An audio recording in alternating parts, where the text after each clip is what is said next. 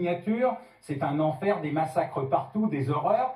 Et l'Alliance Atlantique, dont nul ne comprend ce qu'elle vient faire dans cette histoire, décide, sur un territoire qui est celui d'un pays non aligné, en bombardant la Serbie pendant 99 jours, crée une rupture majeure avec la Russie. Evgeny Primakov, Premier ministre, qui est l'homme de l'Ouest à Moscou, l'homme de l'Ouest, l'homme de la réconciliation, l'homme de l'Eurasie, l'homme du business, l'homme du marché, l'homme de la démocratisation, fait demi-tour dans son avion, rentre à Moscou, convoque le Conseil de sécurité nationale. Il est à l'époque le jeune secrétaire du Conseil de sécurité nationale, s'appelle Vladimir Vladimirovitch Poutine.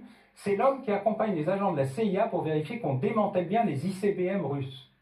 Là, vous êtes en train de nous dire... Il leur dit, tout est fini entre nous. Vous êtes en train de nous dire que les torts sont partagés. Bien sûr. Attendez, vous le dites bien sûr d'un ton évident. J'attends toujours une contestation de ce livre paru il y a 3 ans, parce qu'il est composé essentiellement de documents déclassifiés, disponibles, donc, et que je mets en longueur, et pas juste les 3 lignes qui m'intéressent pour justifier ce que je dis. En direct et en clarté, les torts sont partagés. Sur cette affaire-là, bien sûr. Ah ben, cette affaire est majeure, oui.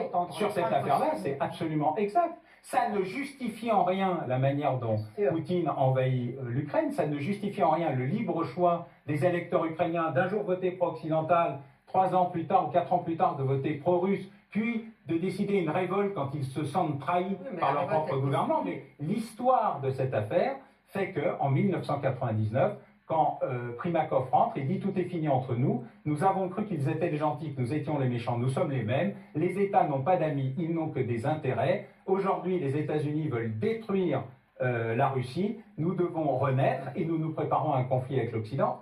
Barbatov, vice-président de la Douma et de l'Académie des sciences, écrit même un livre en anglais pour dire vous n'avez pas compris ce que vous venez de faire. Vous venez de rompre un processus historique de rapprochement, et donc aujourd'hui on est dans une compétition. Parce que les Américains ont cette logique impériale qui est le